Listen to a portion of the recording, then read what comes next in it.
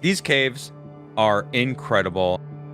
I don't even want to call them caves because it's called the Barabar Caves, but these things are not caves. Does that look like a cave to anyone? That looks No. like the entrance to a spaceship. That's Yeah, right, exactly. It's like a single granite Vein. One vein. huge piece. Deep in the heart of India, shrouded in the mists of ancient history, lies a marvel of engineering and artistry that continues to baffle and amaze. The Barabar Caves, a series of rock-cut chambers carved into the granite hills of Bihar, India, the oldest rock-carved caves that exists to date. What secrets do they hold? How were they built? And what purpose did they serve? Could humans really have created this ancient wonder? The Barabar Caves, discovered in the early 19th century, are believed to be the oldest surviving examples of rock-cut architecture in India, dating back to the 3rd century BC. They were commissioned by Ashoka the Great, the Mauryan emperor who famously converted to Buddhism after the bloody Kalinga War. These caves were meant to serve as retreats for monks and ascetics seeking spiritual enlightenment. What is immediately striking about the Barabar Caves is the sheer precision and polish of their construction. The walls and ceilings are so smooth, they seem almost mirrored. The interiors are devoid of any ornamentation, emphasizing their austere and contemplative purpose. Even today, after more than 2 millennia, the echo of a whisper reverberates through these chambers, creating an ethereal atmosphere. The most iconic of the Barabar Caves is the Lomas Rishi Cave, distinguished by its unique horseshoe-shaped entrance, reminiscent of the Chaitya halls of later Buddhist architecture. The interior is a single spacious chamber with a vaulted ceiling, culminating in a stupa-like projection at the far end. The acoustics within the Lomas Rishi Cave are extraordinary, creating a sense of otherworldly resonance that amplifies even the slightest sound. But how were these caves built? The technology available at the time was rudimentary, consisting mainly of iron chisels and hammers. Carving into the hard granite would have been an arduous and time-consuming task. Yet, the sheer scale and precision of the Barabar Caves suggest a level of mastery that seems almost impossible for the time. Some scholars theorize that the Mauryans might have employed advanced techniques, perhaps even using fire to weaken the rock before chiseling. Others speculate that they might have had access to specialized tools or knowledge that has since been lost. The mystery of their construction only adds to the allure of the Barabar Caves.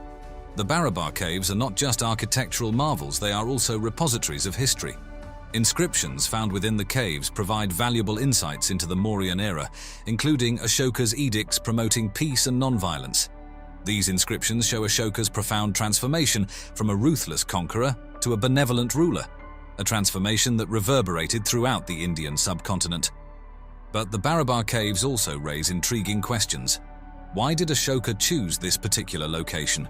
Was it for its strategic importance, its natural beauty, or its spiritual significance? The story of the Barabar Caves is far from over. These ancient marvels hold more than just questions of technique and purpose.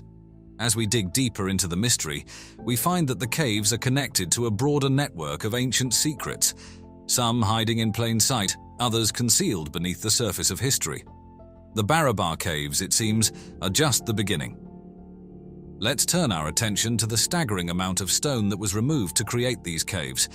Carving out even one of these chambers would have required moving hundreds of tons of solid granite. While this might seem difficult enough today, with cranes and modern machinery, imagine doing it over 2,000 years ago with only basic tools. Experts estimate that the volume of rock removed from the Barabar and Nagarjuni caves combined is equivalent to the construction of an entire modern skyscraper. The caves aren't just hollow spaces, they are carefully engineered cavities with perfectly smooth walls and astonishing acoustic properties. This raises the question, were these caves intended for something far more complex than simple meditation? If we step outside the narrow confines of traditional archaeology, a number of unconventional theories begin to emerge. One of the most compelling is the possibility that these caves were not simply religious sanctuaries, but sites for ancient experiments with sound and resonance. Sound, after all, was a powerful force in many ancient cultures, believed to be a tool for healing, communication, and even construction. Could the Barabar Caves have been designed to amplify certain frequencies, perhaps to aid in meditation or to access hidden states of consciousness?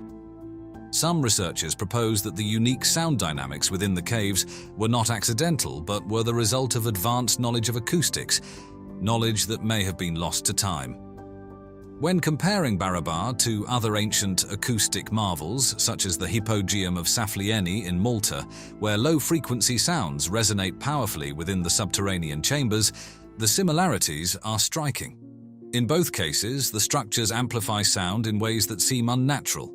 Could there have been an ancient global understanding of sound technology that allowed different cultures to manipulate their environments for spiritual or scientific purposes? But even more provocative is the idea that the Barabar Caves and the surrounding region could have been used for something much more practical.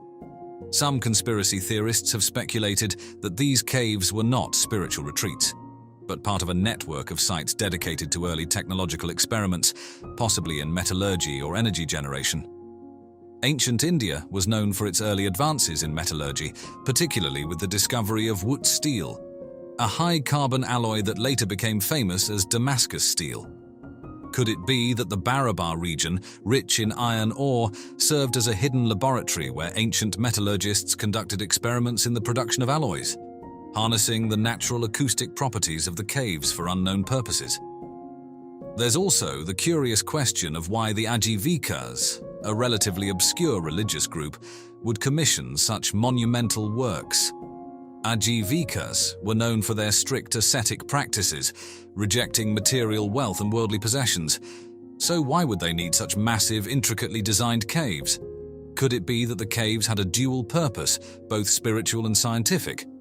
Some researchers have suggested that the caves may have served as a place where spiritual leaders and early scientists exchanged ideas, blurring the line between religious meditation and scientific experimentation.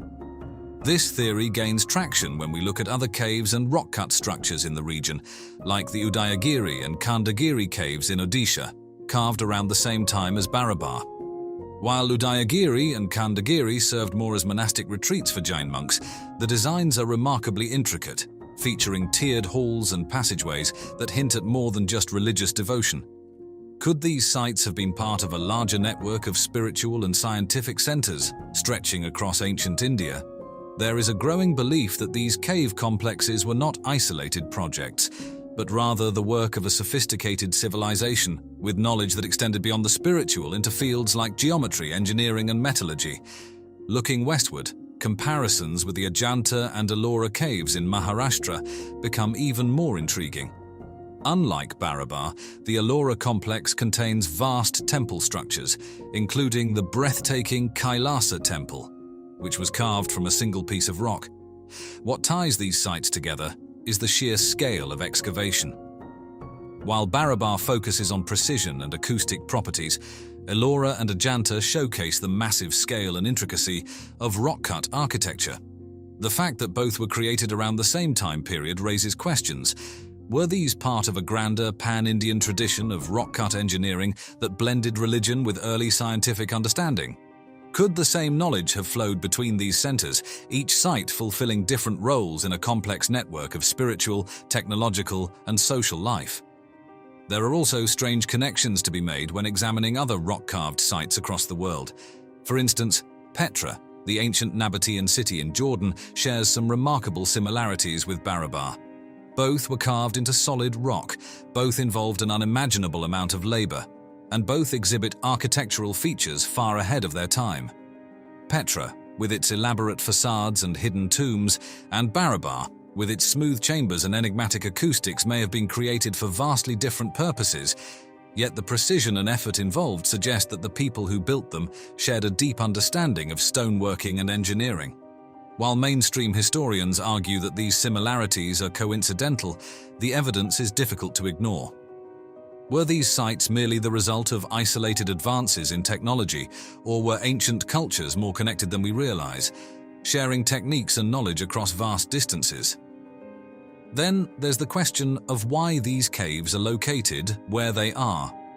The Barabar Caves are situated near Gaya, a place of immense spiritual significance in India. Gaya is not only home to the famous Bodh Gaya, where Buddha is said to have attained enlightenment, but the region itself is dotted with caves, temples, and religious sites. Could there be something about the land itself, something about the energy of the place, that made it a focal point for spiritual leaders and scientists alike? This ancient architectural marvel, built in the 8th century under the patronage of King Krishna of the Rashtrakuta dynasty, stands as a monument not only to devotion and artistry, but also to an engineering prowess that seems almost superhuman. I think we're confronted by an enormous mystery with megalithic sites all around the world, and we don't understand them properly. With its elaborate carvings and grand scale, the Kailasa Temple has sparked a captivating debate. Was this colossal structure really constructed using primitive tools of the age, or does it bear evidence of intervention by an advanced civilization, possibly beyond our earthly realm? Some people think that the answer is extraterrestrial visitors. I don't think that's the answer, but who knows?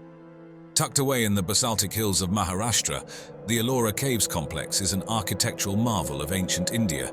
Spanning from 600 to 1000 AD, these caves house a remarkable blend of Buddhist, Hindu, and Jain heritage.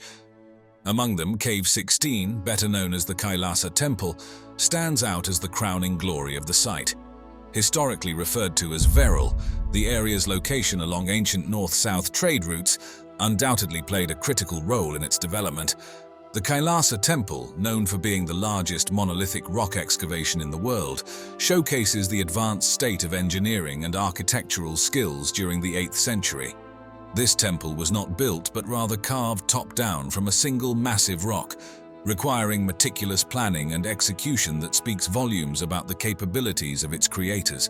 There are unexplained issues in our past, which are presently not explained by the system that teaches us about the past. Under the patronage of King Krishna I of the Rashtrakuta dynasty, the temple was commissioned around the mid-8th century. King Krishna I, also known as Krishna Rajaram, embarked on this ambitious project to emulate the sacred Mount Kailash, the mythological abode of Lord Shiva. The temple not only served as a place of worship, but also as a demonstration of the power and artistic aspiration of the Rashtrakutas. During a period of British colonial expansion in India, British officers often ventured on expeditions for leisure and exploration. It was during one such excursion that the lush, overgrown vegetation of the Maharashtra region, which had concealed the Ellora Caves for centuries, finally gave way to one of the most significant archaeological discoveries in India. A lot of archaeology that gets done doesn't get done because of a targeted search. The year was 1819, and the caves, untouched and perfectly preserved as if in a time capsule, were stumbled upon accidentally by Captain John Smith and his party.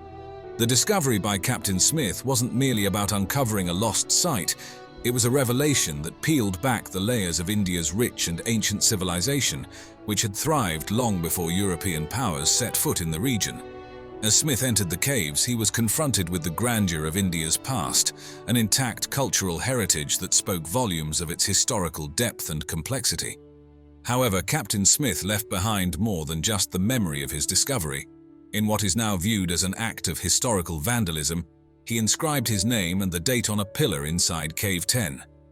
At the time, such actions were common among explorers, who often left their marks as records of their presence. This graffiti, though frowned upon today, provided a tangible record marking the European discovery of the site and has since become a point of contention in discussions about heritage preservation versus the historical markers of colonial exploration. Following this accidental discovery, there was a renewed interest in the Ellora Caves, leading to more systematic explorations and excavations. The Archaeological Survey of India, established in 1861, took on the mammoth task of excavating and preserving these ancient sites. Their efforts were crucial in maintaining the structural integrity and historical accuracy of the caves as they faced the dual pressures of time and increasing tourism. Detailed studies and documentation efforts were spearheaded by early explorers and scholars like James Burgess and later Ghulam Yazdani. Their meticulous work in cataloguing the sculptures, iconography, and architectural styles has been compiled into extensive reports and books, which remain invaluable resources for Indological studies today. This comprehensive documentation helps ensure that the Ellora Caves, including the magnificent Kailasa Temple, continue to be understood and appreciated not just as monuments, but as gateways to India's illustrious past. The Kailasa Temple, also known as Cave 16 at the Ellora Caves, truly stands as a testament to the ancient mastery of rock-cut architecture. This stunning structure isn't just a testament to grandeur, but also to a unique construction methodology that melds religious devotion with unmatched craftsmanship. Unlike traditional buildings constructed from the ground up, this temple was carved directly out of a single massive rock, a process that required not only extreme labor but also precise planning. The effort to remove approximately 200,000 tons of rock from the site underscores the monumental human endeavor that went into its creation, likely involving hundreds, if not thousands, of laborers across several generations. Ancient cultures all around the world preserved a memory of a high civilization, of prehistory. Symbolically, the temple mirrors Mount Kailasa, the mythical abode of Lord Shiva, suggesting that the architects intended to create a heavenly abode on earth. This ambition is evident not just in the temple's scale, but also in its elaborate multi-storied design, which features a rare vertical expansion in rock-cut architecture. Each floor is intricately adorned with carvings and statues that bring to life stories from Hindu mythology, especially those focusing on Lord Shiva, enhancing both the religious and aesthetic appeal of the temple. Comparing the Kailasa Temple to the ancient city of Petra in Jordan highlights its unique features. While Petra is renowned for its impressive facades carved into rock faces, the Kailasa Temple goes a step further. It is not just a facade, but a complete excavation, with intricate vertical carvings that make its interiors as spectacular as its exteriors. Unlike Petra's relatively plain interiors, the Kailasa Temple is elaborately detailed, with entire floors, columns, and ceilings that are ornately decorated to reflect Hindu religious themes. The engineering behind the Kailasa Temple also addresses some significant challenges, such as maintaining structural integrity while removing massive volumes of rock. The architects and engineers employed their deep understanding of geology and engineering to ensure the stability and durability of the remaining structures. They even incorporated an ingenious drainage system to prevent water accumulation and erosion during the region's heavy monsoon seasons. Moreover, strategic placements of openings and alignments within the temple structure allow natural light to flood its interiors, enhancing the spiritual and aesthetic experience for visitors. The layout also facilitates the circulation of air and movement of devotees, crucial during religious ceremonies. These intriguing aspects of the Kailasa Temple, combined with the mysteries surrounding its construction, have fueled various theories about its origins and the techniques used in its elaborate design. From theories suggesting extraterrestrial influence to speculations about advanced ancient technologies or a network of secret chambers, the temple continues to be a subject of fascination and scholarly debate. I think the dating of quite a number of megalithic sites needs to be reconsidered. These discussions not only celebrate the architectural genius of the temple's creators, but also deepen our appreciation for this ancient marvel. Exploring the mysteries of the Kailasa Temple at a more refined level reveals a range of fascinating theories that try to explain its incredible construction. One such theory suggests that the technology and precision required for its creation in the 8th century might hint at extraterrestrial influence or the use of advanced ancient technology that has since been lost. While this idea captivates the imagination, most scholars and archaeologists believe that the temple's construction was well within the capabilities of human ingenuity at the time, pointing to similar rock-cutting techniques used across India long before the temple was built. Another intriguing theory about the Kailasa Temple involves the possibility of a network of secret tunnels and chambers beneath the complex. Local legends and some speculative reports suggest that these could have served as passages for religious ceremonies or as escape routes during invasions. However, thorough archaeological investigations have yet to confirm these claims, and the natural rocky terrain of the area makes such an extensive network rather unlikely. The alignment of the Kailasa Temple with celestial bodies forms yet another theory. Some believe that the temple, like many ancient structures, was designed in alignment with certain stars or planets to harness cosmic energies during significant astronomical events such as solstices and equinoxes. While there are notable celestial alignments at other ancient sites that lend some support to this theory, concrete evidence linking the Kailasa Temple's orientation with celestial events remains elusive. As these theories continue to pique curiosity and scholarly debate, the significance of preserving such a monumental site has never been clearer. Recognized as a UNESCO World Heritage Site, the Barabar Caves, including the Kailasa Temple, are the focus of ongoing preservation efforts. These efforts are crucial in protecting the site's intricate carvings and magnificent structures from both natural elements and the impacts of modern-day tourism, ensuring that this ancient marvel can be appreciated for generations to come.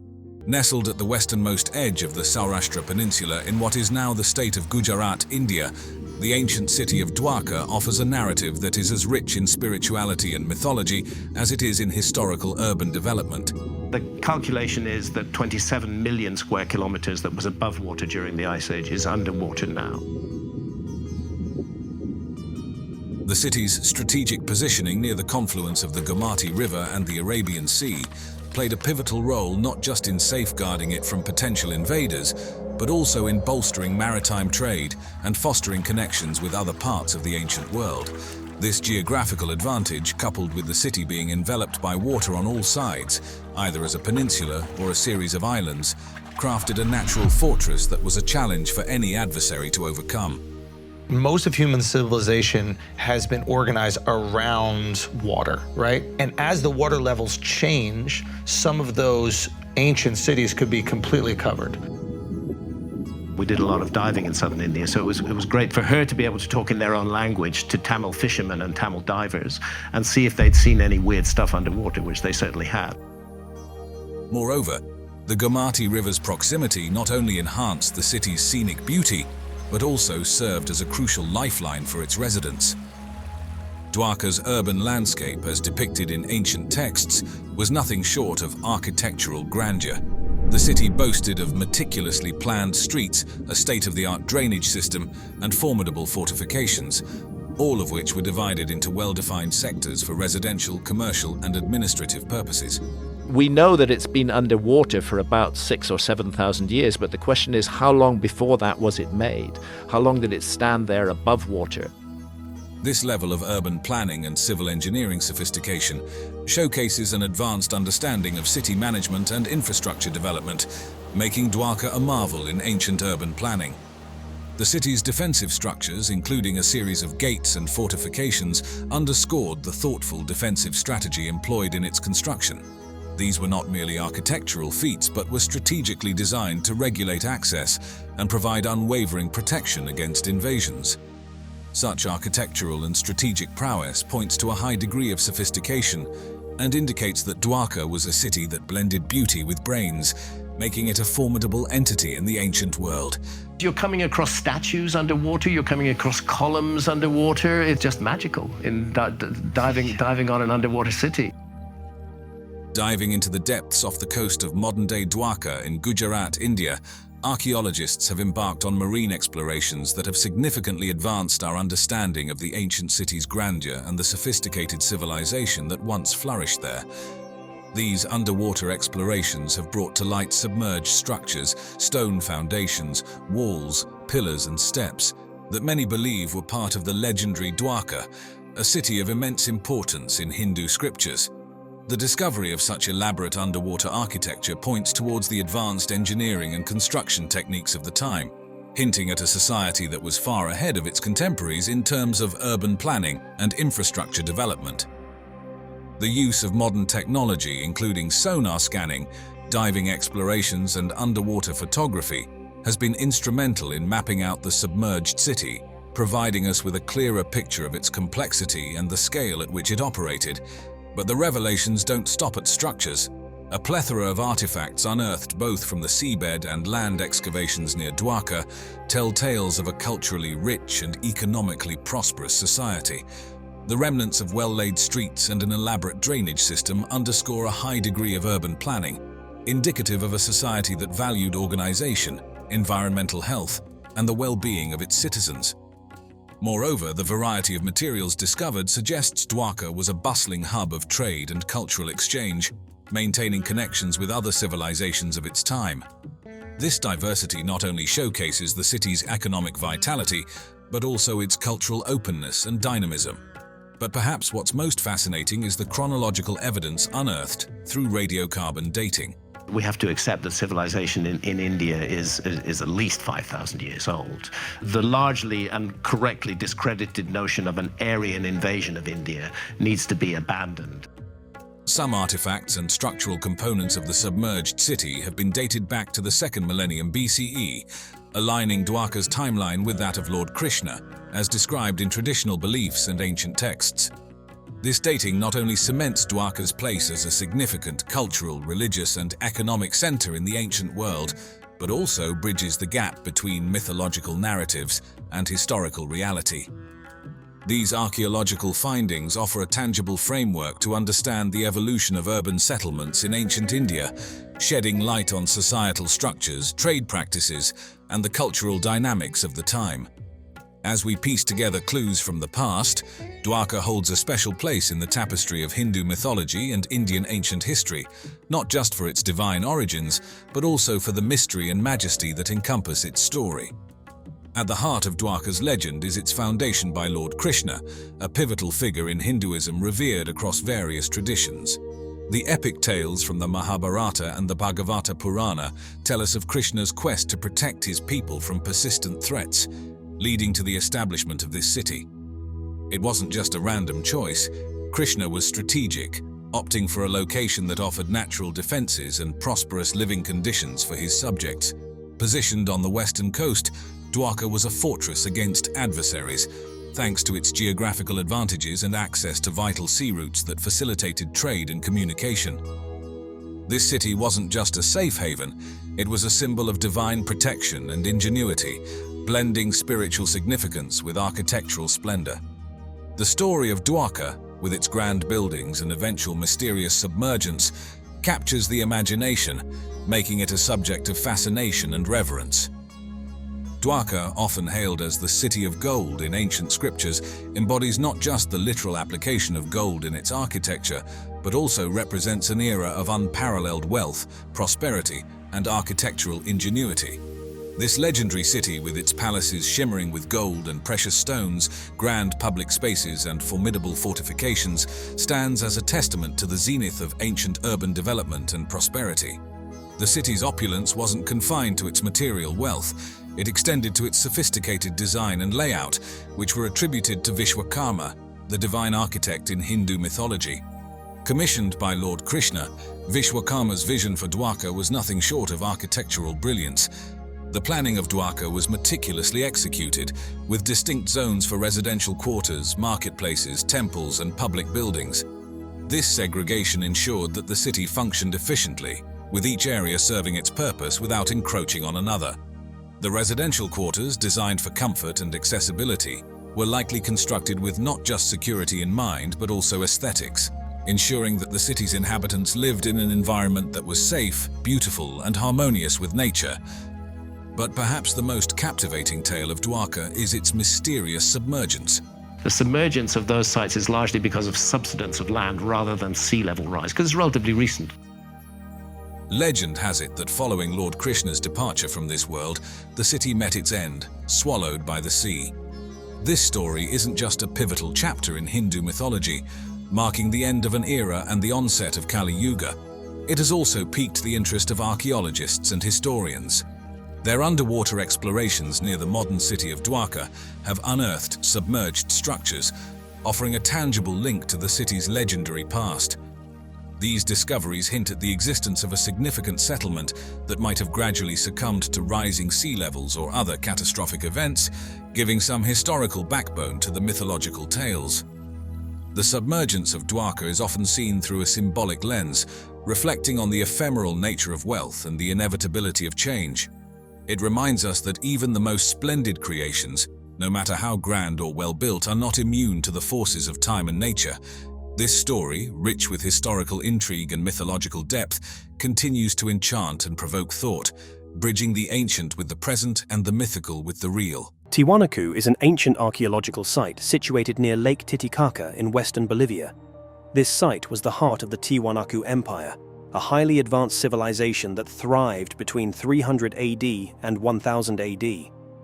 Renowned for their impressive architectural and engineering achievements, the Tiwanaku people developed intricate agricultural systems, including raised fields known as suca colas, which allowed them to cultivate crops in the harsh altiplano environment.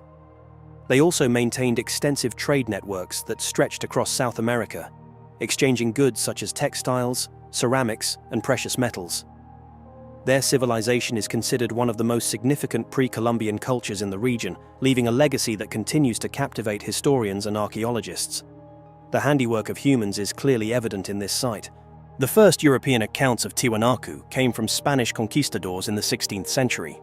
Chroniclers like Pedro Cieza de Leon, who visited the site around 1549, provided early descriptions of the monumental ruins they encountered, speculating about the origins of these impressive structures. In his Crónica del Perú, Cieza de Leon wrote, "Tiwanaku is not a very large town, but it is noteworthy for the great edifices that are in it, which are certainly things worth seeing." These initial reports highlighted the grandeur and mystery of Tiwanaku, sparking curiosity and interest in the site for centuries to come. In the late 19th century, the first detailed studies of Tiwanaku began to take shape. American archaeologist and diplomat Ephraim George Squire visited the site in 1877, meticulously documenting the ruins through detailed descriptions and drawings.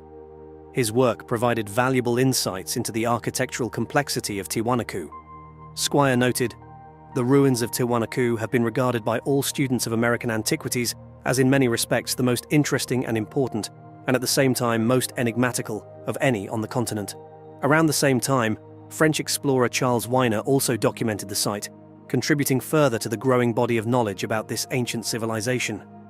These early efforts laid the foundation for ongoing research, ensuring that Tiwanaku remains a vital subject of archaeological study and discovery. We're going to see more physical evidence for this as time goes by. The key structures and features of Tiwanaku are as fascinating as they are monumental. One of the most significant structures at the site is the Akapana Pyramid. This large terraced mound stands approximately 16.5 meters high and spans a base area of around 200 meters by 250 meters. The pyramid's design is thought to emulate a sacred mountain, reflecting the religious and cultural importance placed on such natural formations. To prevent water damage and erosion, a sophisticated drainage system was integrated into the pyramid. This system included a network of stone-lined channels and underground conduits that efficiently diverted rainwater away from the structure, showcasing the advanced engineering skills of the Tiwanaku people. The pyramid's terraces were constructed using a combination of large stone blocks and compacted earth. The stone blocks were precisely cut and fitted together without the use of mortar, demonstrating the builder's high level of craftsmanship. Another remarkable feature at Tiwanaku is the Kailasa complex, a large rectangular enclosure surrounded by high stone walls. The enclosure measures approximately 130 meters by 120 meters. Within the Kailasa complex stands the famous Gateway of the Sun, a massive monolithic archway carved from a single block of andesite stone. The Gateway of the Sun is about 3 meters high and 4 meters wide, with an estimated weight of 10 tons. The intricate carvings on the gateway include depictions of deities and astronomical symbols, believed to be related to the Tiwanaku calendar and cosmology. These carvings highlight the Tiwanaku people's advanced understanding of astronomy and their integration of celestial events into their religious practices. There are curious astronomical alignments at Tiwanaku. The site was aligned to the summer solstice in 10500 BC, which is a point of contention among researchers. Equally impressive is the semi-subterranean temple, an imposing sunken courtyard measuring about 28.5 meters by 26 meters. One of the most distinctive features of this temple is the collection of carved stone heads embedded in its walls. These heads protrude from the walls at various heights and angles, representing a diverse array of facial features. Some scholars suggest that these heads symbolize different ethnic groups or important individuals, reflecting the Tiwanaku civilization's diversity and social complexity.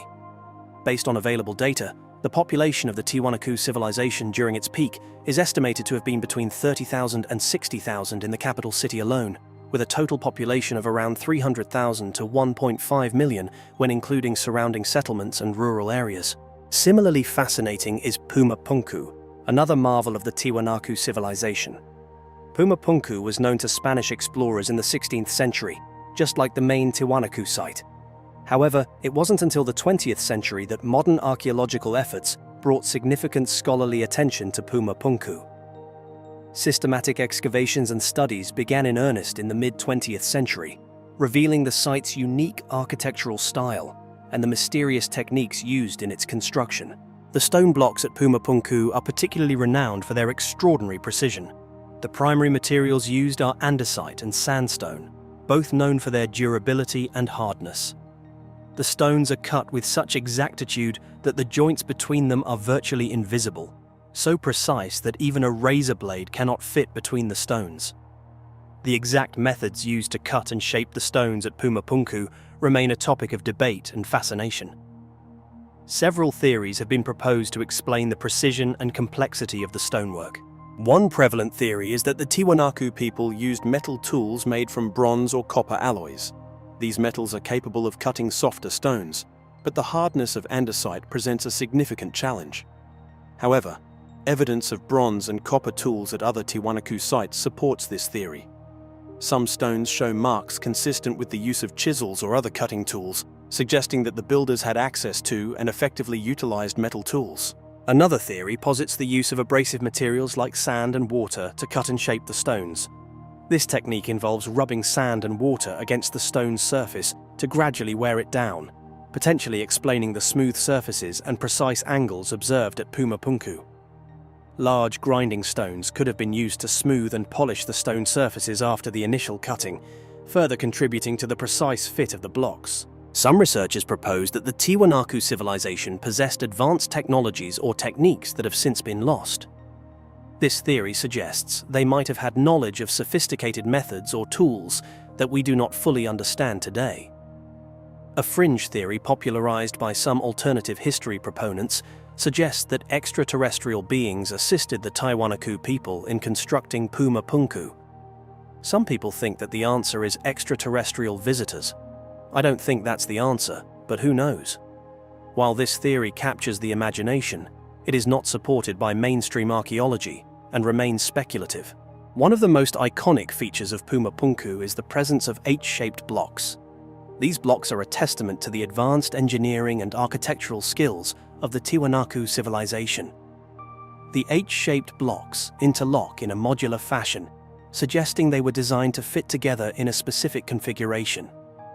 This modularity indicates a highly planned and sophisticated approach to construction. The H-blocks vary in size, but many are approximately 1 meter high and wide, with a depth of about half a meter. Each block weighs several tons, with some of the largest estimated to weigh over 10 tons. Creating these H-blocks would have required advanced stone-cutting techniques. The precise angles and smooth surfaces indicate a high degree of craftsmanship, pointing to the use of advanced tools or methods. And so, the stones of Tiwanaku and Pumapunku remain, silent witnesses to a past we're still striving to understand.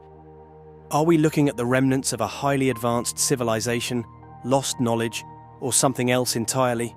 Welcome to the mysterious and ancient city of Mohenjo-daro, one of the largest settlements of the Indus Valley Civilization and a marvel of prehistoric urban planning buried deep in today's Pakistan. Since the discovery of the Indus Valley Civilization, we have to accept that civilization in India is at least 5,000 years old. Now, let's unravel the secrets of this place, explore its sophisticated drainage systems, the iconic Great Bath, and decode what secrets might have existed in this magnificent city over 4,000 years ago. I want to know what else is going to be found that hasn't been investigated yet at all. We're just touching the edge of a huge mystery. Mohenjo-daro, situated in the Sindh province of Pakistan, is a key archaeological site from the Indus Valley Civilization, also known as the Harappan civilization. Its name, translating to Mound of the Dead in Sindhi, hints at the mysteries buried within this ancient city, offering a unique glimpse into one of the world's earliest urban societies. The site was discovered in 1922 during a broader archaeological survey of the Indian subcontinent conducted by the Archaeological Survey of India. Rakaldas Bandyopadhyay, known as R.D. Banerjee, stumbled upon what he initially thought was a Buddhist stupa in the Larkana district. Further investigation revealed the ruins of an ancient city, predating any known Buddhist settlements, marked by sophisticated urban features like baked brick structures. They found that there were these actually very, very sophisticated, very complex mud brick structures on a very large scale. Major excavations kicked off in 1924 under Sir John Marshall, the then Director General of the Archaeological Survey of India, and his deputy, Ernest Mackay. Their efforts unveiled an advanced city with a well-planned layout, efficient drainage systems, brick houses, granaries, and public baths, all indicating a highly organized society. The excavation methods were quite methodical for the time, involving grid-based trench digging which allowed for a clearer understanding of the city's layout. Marshall also emphasized the use of photography and meticulous on-site notes to document the findings accurately.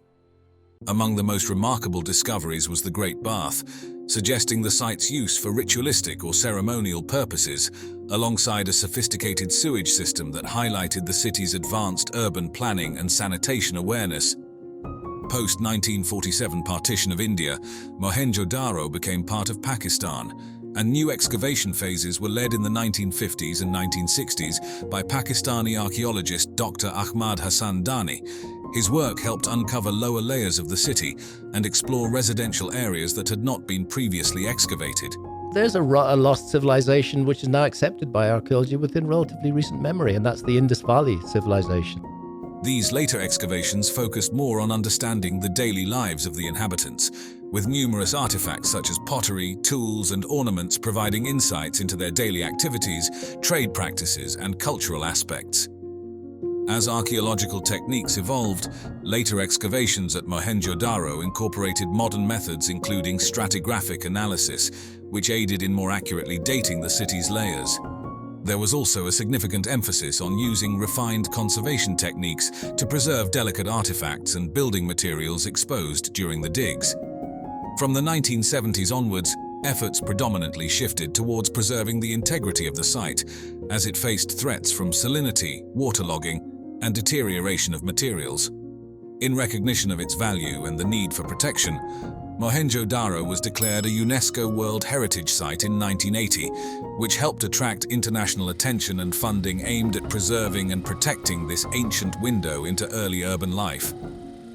Continuing from the intriguing discoveries and preservation efforts, the urban layout and architecture of Mohenjo-daro are indeed remarkable, reflecting a level of sophistication and scale that's astounding for its time period, around 2600 BCE to 1900 BCE.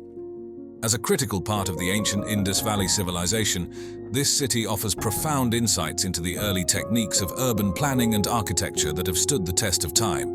Mohenjo-daro spanned at least 1.5 square kilometers, with some estimates suggesting it might have covered over 5 square kilometers at its peak, making it one of the largest cities of its time.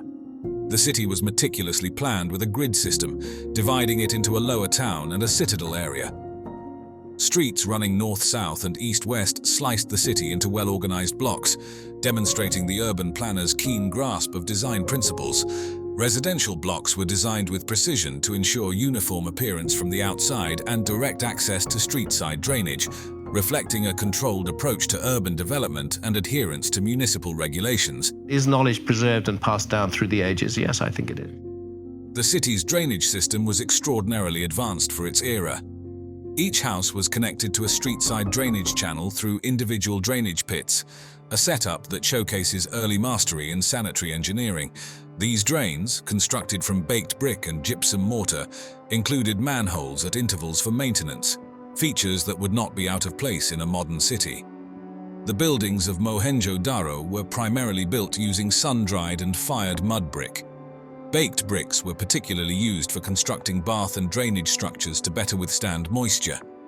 The architectural variety within the city was notable, with homes ranging from small single-room dwellings to large multi-storied buildings, indicating a society with socio-economic diversity. A typical house featured a courtyard surrounded by rooms, providing light and air to living spaces, with some houses boasting 2 or even 3 stories. The standardization in brick size, typically measuring 7 by 14 by 28 centimeters, suggests there was a centralized system for the production and distribution of building materials. Most materials for construction were likely sourced locally, given the abundance of clay in the Indus region, ideal for brickmaking. However, special items like the large stones used in some public buildings might have been sourced from further away and transported to the site. When we compare the urban planning and architectural sophistication of Mohenjo-daro with that of ancient Egypt during the same period, a fascinating picture emerges. While the Egyptians focused more on monumental structures like pyramids, constructed from large stone blocks quarried from distant locations such as Tura and Aswan, the people of Mohenjo-daro excelled in creating a functional urban landscape that prioritized civic amenities and residential comfort. Building on the sophisticated urban planning and architecture of Mohenjo-daro, the archaeological site is also renowned for some extraordinary artifacts that shed light on the cultural and technological advancements of the Indus Valley civilization. We're going to see more physical evidence for this, more as time goes by.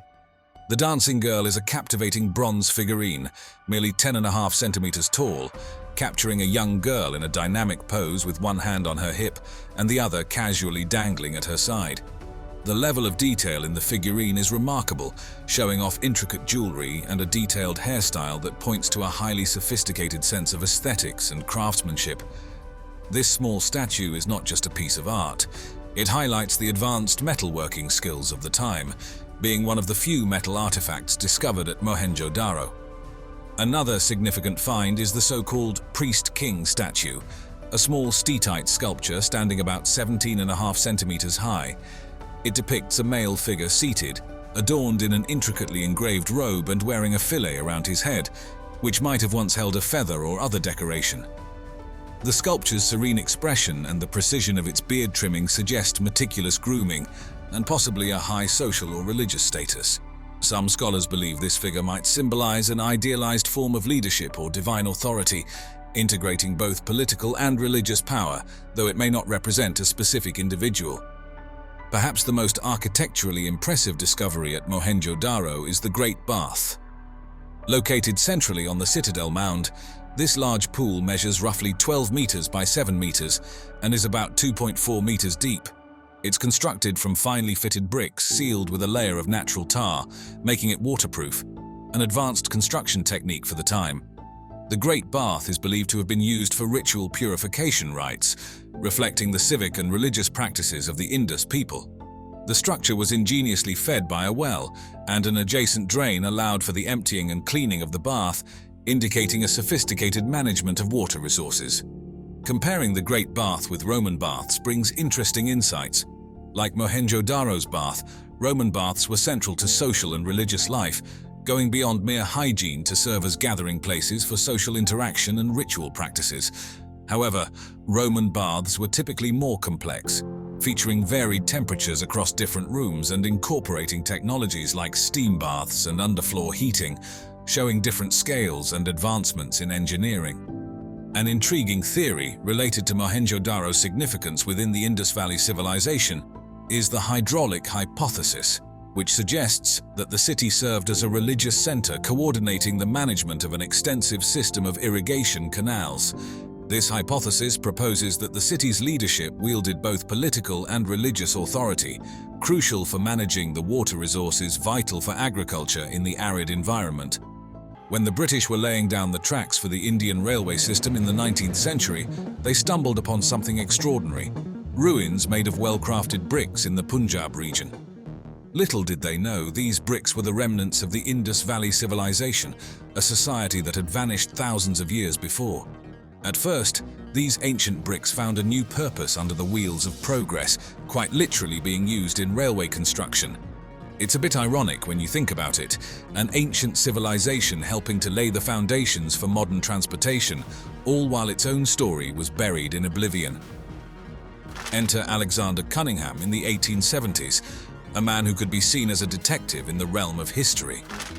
As the founder of the Archaeological Survey of India, Cunningham was among the first to take a scholarly interest in these ruins. However, even with his reports, the true significance of what they had found wasn't fully grasped. The pieces of the puzzle were there, but the picture was yet to be seen. The plot thickens with Sir John Marshall, who took the helm of the ASI in the early 20th century. Under Marshall's direction, the ASI turned its gaze to the prehistoric past, setting the stage for a discovery that would challenge the narratives of urban civilization's origins. It was Daya Ramsani who, in 1921, began excavating at Harappa, and soon after, Rakal Das Banerjee laid bare the wonders of Mohenjo-daro. These sites revealed to the world a civilization of astonishing complexity and sophistication, with well-planned cities, advanced drainage systems, and a plethora of artifacts that spoke of a rich cultural life. The discoveries of Harappa and Mohenjo-daro were like opening a window to an ancient world, showcasing the architectural and cultural achievements of the Indus Valley civilization. This was a society that had its unique script still undeciphered, and urban planning that could rival any contemporary city today. The Great Bath of Mohenjo-daro, with its watertight construction, hinted at a society that placed significant emphasis on cleanliness and possibly ritual purification. As more archaeologists joined the fray, Ernest Mackay, Madho Sarup Vats, and Mortimer Wheeler to name a few, the knowledge of this ancient civilization expanded. Each excavation across the Indus Valley region brought new insights. The narrative of the Indus Valley civilization challenged the then prevailing notion that complex urban life began solely with Mesopotamia and Egypt. Here was evidence of a parallel society that had flourished and then, for reasons still debated, declined and disappeared, leaving behind a legacy buried under the earth. Let's take a stroll back in time to explore Harappa, a city that once thrived in what's now the Punjab province of Pakistan. This ancient metropolis wasn't just any old city, it was a cornerstone of the Indus Valley civilization, bustling with life between 2600 BCE and 1900 BCE. The story of Harappa's discovery is as fascinating as the city itself. Initially spotted during the 19th century, it wasn't until the British were laying down railway tracks in the 1850s that Harappa began to reveal its secrets. Ironically, bricks from this ancient city were used in the construction of the railway, unknowingly dismantling a piece of history for the sake of progress. Fast forward to the 1920s when Sir John Marshall and his team of archaeologists took a closer look and realized Harappa was part of something much bigger. They uncovered a city so advanced it would rewrite our understanding of urban planning in ancient times. Imagine walking through streets laid out in a perfect grid, with main roads up to 30 feet wide intersecting at right angles. This wasn't a haphazard settlement. It was a city built with precision and forethought, showcasing remarkable engineering skills. Harappa's infrastructure was nothing short of revolutionary.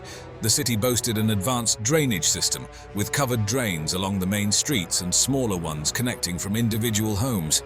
This emphasis on cleanliness and public health is something many modern cities could learn from, and the buildings, all constructed with standardized baked bricks, stood as a testament to the Harappans' knowledge of materials engineering, giving the city a unified look. But Harappa wasn't just about impressive streets and sanitation. The city was alive with bustling granaries, which were central to its food storage and distribution system.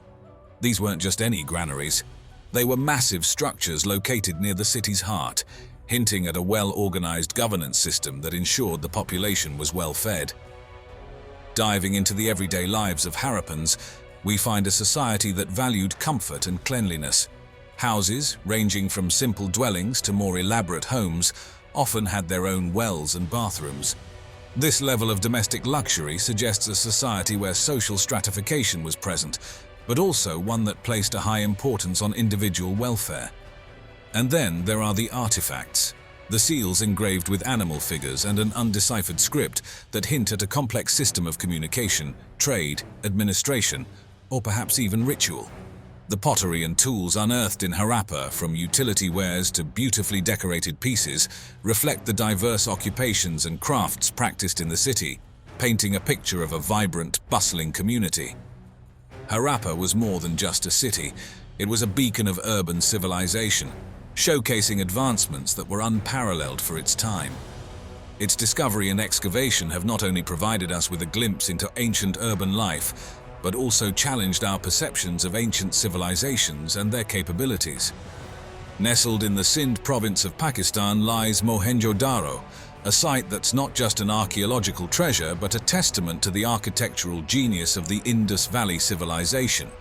This city, one of the most iconic remnants of ancient urban life, gives us a sneak peek into the lives of its people, their societal structure, and their unparalleled urban planning. The city was cleverly divided into two main areas: the lower city, bustling with residential and commercial life, and the Acropolis, where public and ceremonial buildings stood.